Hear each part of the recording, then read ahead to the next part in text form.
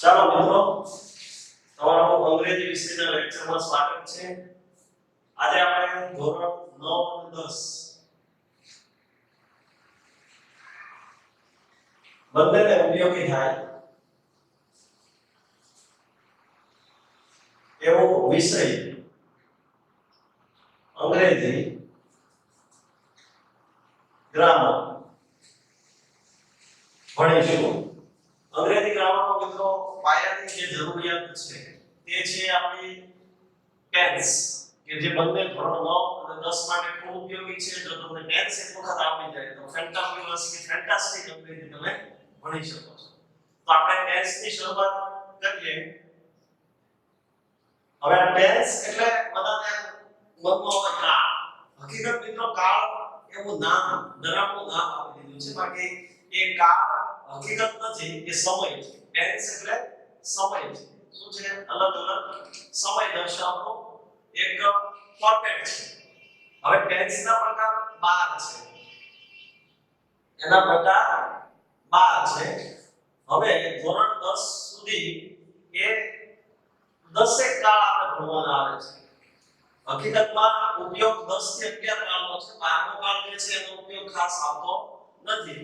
છતાં આપણે એની સામાન્ય માહિતી મેળવી લઈએ.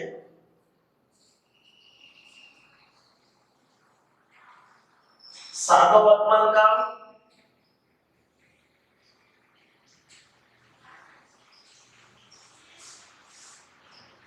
સાદો ભૂતકાળ,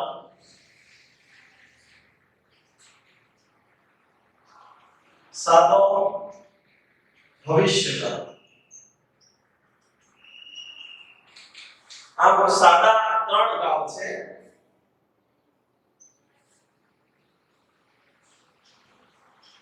એ સાદા 3 કાળ તમે ભણશો અને એની વાક્ય રચના સમજશો એટલે આગળ બધા જ કાળમાં ધીરે ધીરે તમને ખ્યાલ આવવા મળશે. હવે ચોથો કાળ જે છે એ આપણે ચાલુ વર્તમાનના પાછળ કાળ લઈશું, કે ચાલુ વર્તમાન, ચાલુ ભૂતકાળ,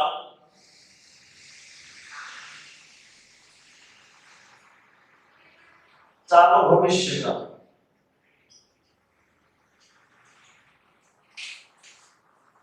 સાતમો કાળ છે પૂર્ણ વર્તમાન,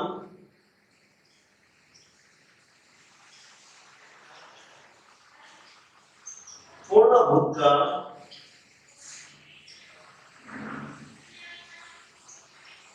પૂર્ણ ભવિષ્યકાળ. તો મિત્રો ખાસ 9 કાળને આપણે મહત્વ આપતા હોઈએ છીએ. ત્યાર પછી 10મો કાળ છે ચાલુ પૂર્ણ વર્તમાન કાળ, 11મો કાળ છે ચાલુ પૂર્ણ ભૂતકાળ અને 12મો કાળ છે ચાલુ પૂર્ણ ભવિષ્યકાળ. પણ એ 3 કાળનું મહત્વ છે આપણે પછી અલગથી શીખીશું, જેથી કરીને કન્ફ્યુઝન ન થાય. કારણ કે એ કાળ બહુ અગત્યતા ધરાવે છે, છતાં પણ આપણા અભ્યાસક્રમમાં એમાંથી એક કે બે કાળની ઉપયોગિતા છે. મેન આપણા જે 9 કાળ છે એની માહિતી આપણે ખૂબ ઝડપથી અને ખૂબ સરળતાથી સમજીશું. હવે અહીં આપણે પહેલા કાળથી શરૂઆત કરીએ. સિમ્પલ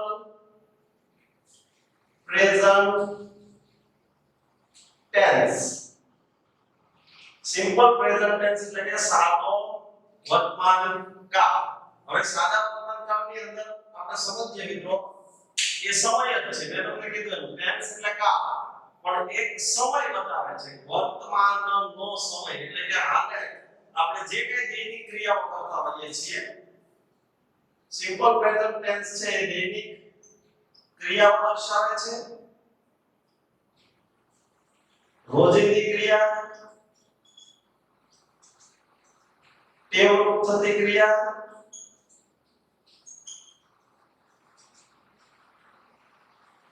સનાતન સત્યના વાક્યો,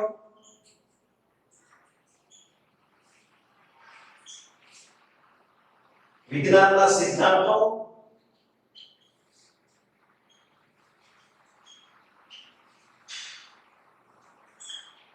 પછી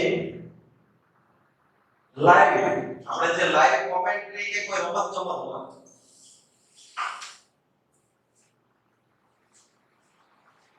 એ પણ સાદા વર્તમાનની અંદર રિપ્રેઝન્ટ થતી હોય છે. હવે એની ઓળખ આપણે જોઈએ. આ કાળની ઓળખ ખૂબ મહત્વનું હોય છે. છોકરા ઓળખ ઉપર વધારે આધાર રાખતા હોય છે કાળની અંદર. ડેઈલી, એવરીડે એ વાક્યના અંતે હોય છે. વાક્યના અંતે આવતા શબ્દો હોય છે. જ્યારે often, always, sometimes, generally, never વગેરે શબ્દો કરતા પછી અને ક્રિયાપદ પહેલા આવે છે. ત્યાર પછી આપણે વાક્ય રચના જોઈશું.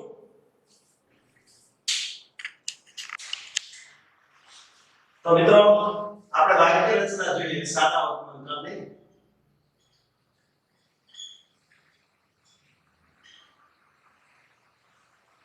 વાક્ય રચના જેને આપણે ટૂંકમાં વાડ કહીશું.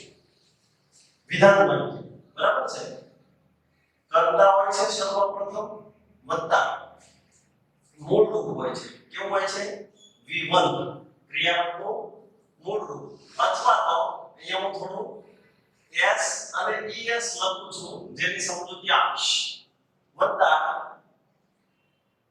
કર્મ વત્તા અન્ય શબ્દો અને પૂર્ણ વિરામ છે.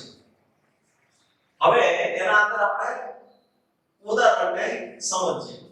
તમને મિત્રો ખ્યાલ જ હશે કે સર્વનામ પ્રમાણે અહીંયા ક્રિયાપદ મૂળ રૂપમાં આવતું હોય છે અથવા s આવે છે. બીજો પુરુષ એકવચન જે ક્રિયાપદ હોય તેને s કે es એની સાથે ક્રિયાપદને લાગતું હોય છે. ઉદાહરણ જોઈએ. I get up early every day.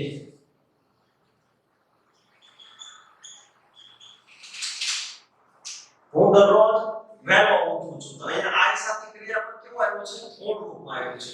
બીજું ઉદાહરણ જોઈએ. મયુર does his homework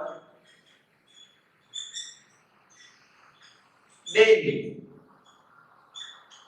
તો અહીંયા મયુર સાથે does હું ક્રિયાપદને es આવ્યું છે. SES લગાવવાના જે નિયમો છે એ તૈયાર કરવા જરૂરી છે. અને બીજી વાત કે ઈટ જ્યારે કરતા આવે ત્યારે એની સાથે ક્રિયાપદ SES વાળો આવે છે. એ ધ્યાનમાં રાખો.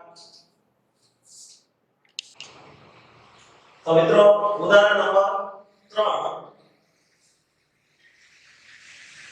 Rajubhai writes a letter. Rajubhai પત્ર લખે છે. ચોથું ઉદાહરણ જોઈએ. We often, તમને often શબ્દથી વાત કરી હતી વારંવાર, બરાબર? We often goes to playground. અમે હંમેશા પ્લેગ્રાઉન્ડમાં વારંવાર પ્લેગ્રાઉન્ડમાં જઈએ છીએ. પાંચમું ઉદાહરણ જોઈએ. They watch movie every week. દરેક અઠવાડિયે મૂવી જોવે છે. તો મિત્રો આના પરથી ખ્યાલ આવે છે કે આ એવરીડે હું દરરોજ વહેલો ઉઠું છું. મયુર does his homework daily. મયુર તેનું દરરોજ કામ કરે છે, મતલબ હોમવર્ક કરે છે. Rajubhai writes a letter. Rajubhai પત્ર લખે છે. We often goes to playground. અમે રમતના મેદાનમાં વારંવાર જઈએ છીએ. They watch movie every week. તેઓ દર અઠવાડિયે મૂવી જોવે છે. અહીંયા તે સાથે મૂળ રૂપ ઓપન સાથે મૂળ રૂપ આવશે. રાજુભાઈ એટલે ત્રીજો પુરુષ એકવચન એની સાથે SES I get up એટલે કે I ની સાથે મૂળ રૂપ એટલે તમને માહિતી આપી દઉં કે he she it એની સાથે ક્રિયાપદનું s કે es વાળું રૂપ આવે I you we અને they આ સર્વનામો સાથે ક્રિયાપદ મૂળ રૂપમાં એટલે કે v1 સ્વરૂપે આવે ખાસ ધ્યાન રાખવાનું છે હવે આપણે શોર્ટ અને સ્વીટ માહિતી નકાર વાક્યની લઈ લઈએ નકાર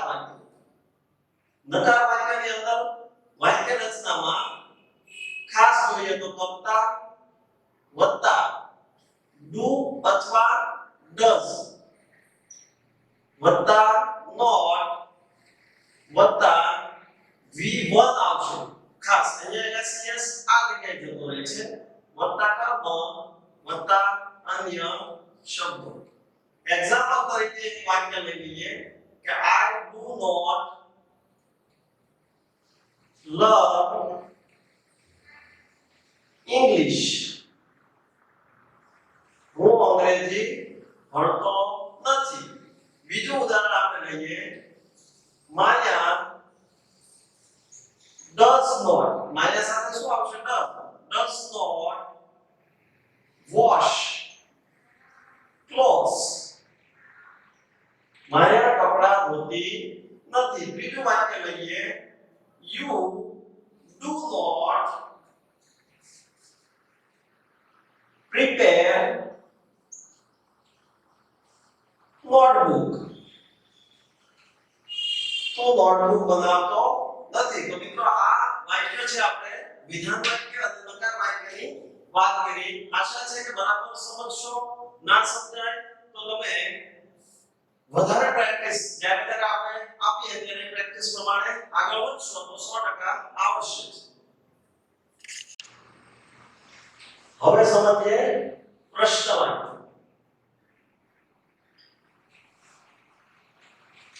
પ્રશ્ન વાક્યની અંદર વાક્ય રચના સર્વપ્રથમ ખાસ વિદ્યાર્થી મિત્રો ધ્યાન આપજો કે પ્રશ્ન વાક્યમાં જ્યારે સહાયકાર કે આગળ લેવાનું હોય છે do અથવા does એ પણ કેપિટલ સ્વરૂપે પહેલો અક્ષર હંમેશા આપણા વાક્યની અંદર કેપિટલ જ હોય છે પછી કર્તા આવે છે વત્તા ક્રિયાપદ કેવું આવશે v1 વત્તા કર્મ વત્તા અન્ય શબ્દ વત્તા પ્રશ્નાર્થ ચિહ્ન ખાસ ધ્યાન રાખજો ઉદાહરણ તરીકે લઈએ પહેલું ઉદાહરણ do they play hockey daily શું તેઓ દરરોજ ડેલી હોકી રમે છે બીજું વાક્ય આપણે લઈએ does she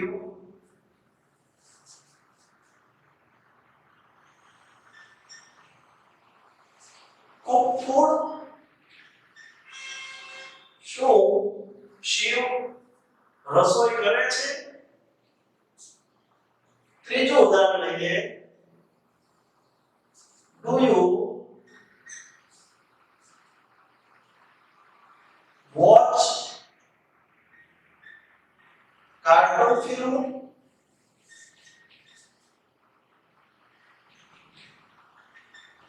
શું તું કાર્ટૂન ફિલ્મ જોવે છે ચોથું ઉદાહરણ does she clean house every day શું તેણી દરરોજ ઘર સાફ કરે છે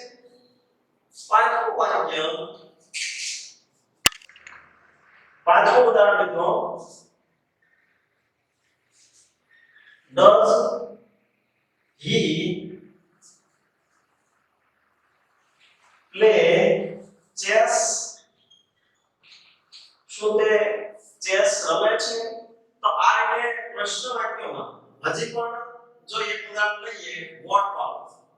કે WH વાળા પ્રશ્ન વાક્ય હોય છે. What do you do every day? તો દરરોજ શું કરે છે? સાતમું વાક્ય